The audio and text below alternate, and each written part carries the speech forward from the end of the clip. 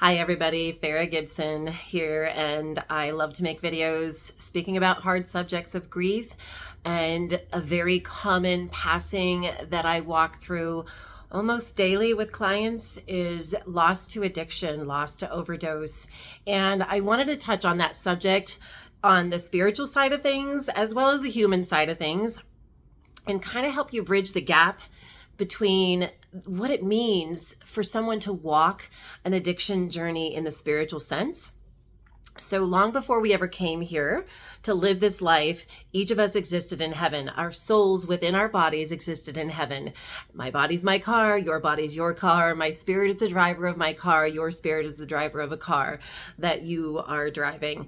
And I want you to know that our drivers all existed in heaven long before we ever came here. We existed in heaven in a soul dynamic that is so eternal, so unbreakable, that I want you to know that nothing in human death will ever keep you from your loved ones in heaven.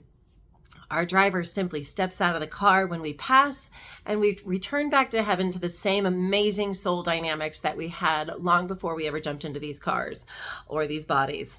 That's just a quick lowdown. I've made videos about soul planning and, the different aspects of life journeys that we may take, and I've written books about it. But I want to talk about addiction. Addiction is one of those very, very difficult things to navigate with a loved one. Oh my gosh. So I have two immediate family members who are still struggling with addiction to this day. So let me tell you that I understand it from a family standpoint and how difficult it is. We learn tough love, we learn pure love, we learn unconditional love, we learn angry love, we learn all the things from those addiction journeys that our loved ones are going through. We want better for them, and we can't make it happen. And it's so frustrating because we wonder what we could do next. And we've tried everything, and we're just waiting for them to want to help themselves. But there's a soul plan in that journey that is so much bigger and so much more profound than what we want for them. And I want you to know that the strongest spirits write the most difficult journeys. So somebody who walks an addiction journey in life is somebody that has the most profound want for soul growth here on earth. And they're not just growing themselves through their addiction, they're also growing you. How many ways have you grown through your loved one's addiction? How many ways have you found strength when you didn't think that you had it any longer? How many ways have you learned to try to love somebody in so many different ways that we can throw at them when they're in active addiction? And maybe they're stealing our things, and we have to learn our self-worth and even step back from them and go, look, I'm going to give you space until you figure this out because I can't figure it out for you. All of those things are frustrating in the human sense. And then we lose them in the physical sense to overdose or to passing from their addiction. Maybe they got into a place of psychosis and brought their passing on with intention. There's a lot of different ways that people will pass when it comes to being an active addiction, whether it is an accident or, like a vehicle accident or any other kind of accident, or an overdose, or perhaps they took their life with intent. But in the middle of psychosis, it's not the same for me as a regular suicide. I would say that their psychosis or their mental illness is what took them in that moment. So I want to bring peace to all of your hearts today when it comes to these moments that we navigate in the human sense. Because if we talk about suicide, if we talk about overdose, if we talk about all of the things, all the ways that they can pass, in the human sense, they're terrible. On a spiritual sense, I want to help you to find the beauty in these moments.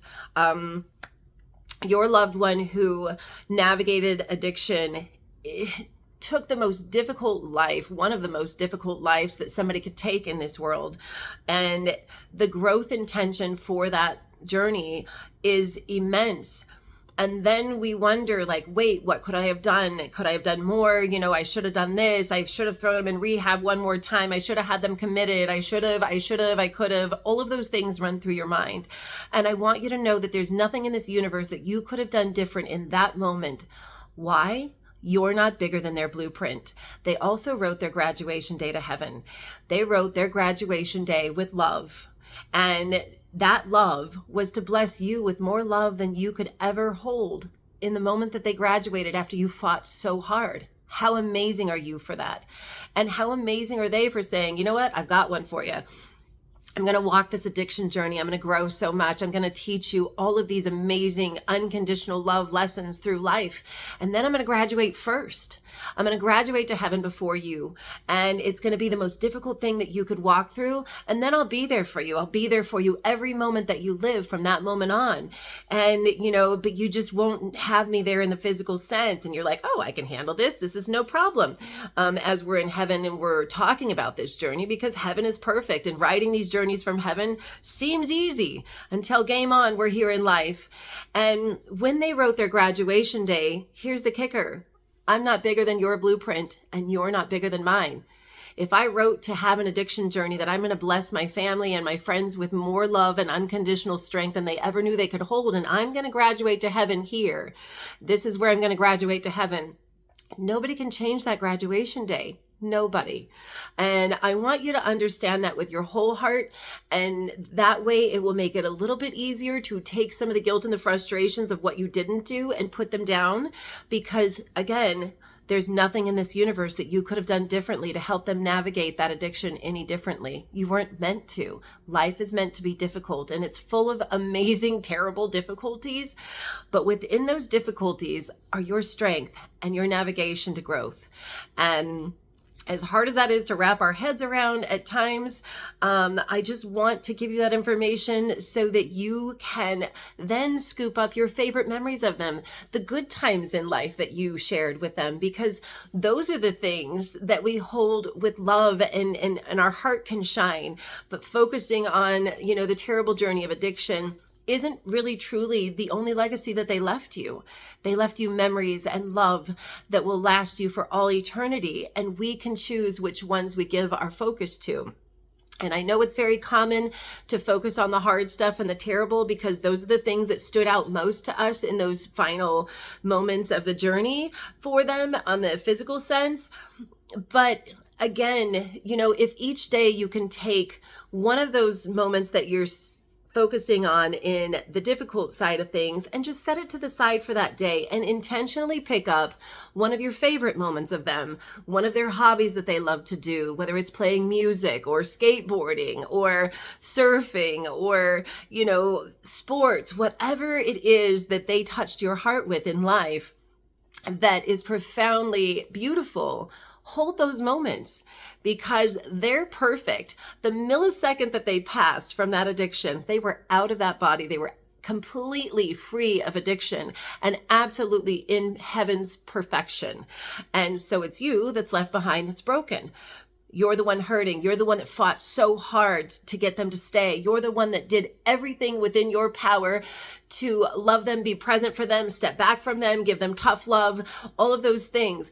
And all of those difficult moments that we walk through in the human sense with them turn into moments of pure love when they review those moments from heaven. They see that tough love was completely out of love. So please don't feel guilty for the last word said. If there was something that you said that was difficult and you just at your wit's end and you're like, blah, because the truth of it is when they get to heaven out of that addiction into a place of pure love, they're like, oh crap. Man, they were loving me like crazy. And I just totally, couldn't see it because my addiction wouldn't let me, right? Addiction takes hold of somebody in a way that we just can't even explain or fathom when we're not in addiction the way that they are. And when we haven't experienced that path, maybe you did experience that path before your child did, so to speak. And then we feel guilty because we feel like, oh my gosh, because I was an addict, then my child was an addict later. Wow. 2 addicts in the family. How difficult is that to navigate? And you found sobriety. How amazing are you? Just because they didn't find sobriety in completeness at the end doesn't make them any less beautiful. It just means their fight was different. Their journey was different than yours. And it was meant to be. If they were meant to graduate from that addiction to heaven, There is nothing in this world that anybody could have done to change that graduation day. Soul planning is a crazy thing because we wonder like, well, okay, well, why would I write all this terrible stuff, right? And again, I've written about this, but I want to give you just a little bit of a background. As we're created in heaven, we're created in a beautiful light. And I'm going to use the G word because I believe in God. So if you don't believe in God, please replace that word with any word that you'd like. But I do believe that we are all made in God's light. Our souls within, our drivers within are made of that light. We're made at very different levels of light in heaven. Angels are some of the highest levels of light. I'm not going to go through the hierarchy of heaven. But what we do have is the ability to grow our light level to be more like God's level of light, or source's level of light, or universe's level of light, whatever word you would like to insert there. The way that we have the ability to grow our level of light is to come here in this earthly school. We've all heard it said, we're growing, we're learning here. And, and then people are like, what the are we learning, right? And the truth is, you're navigating these difficult moments for soul growth. Difficult things do not exist in heaven. So again, the people that write the most difficult journeys here on earth are growing the most. They have the most beautiful intention for growth. It's not by chance that you feel immense beauty in the one that struggled the most, and you're like, oh my gosh, I've tried so hard, and they have so much potential and they have so much beauty within them. They do. And they're living that potential every day that they live that addiction. And they are overcoming days that they didn't think that they would make it through. And you're overcoming days that you didn't think that you would make it through with them because we've had enough. And all of those things are growing you, and you're learning to navigate difficulties when you came from a place that nothing is difficult and everything is pure love. And when we are done with this journey in the physical sense and our soul has reached the growth or that light level that we intended to reach, we're out, man. We get to graduate from this hellhole and we get to come back to heaven in pure perfection.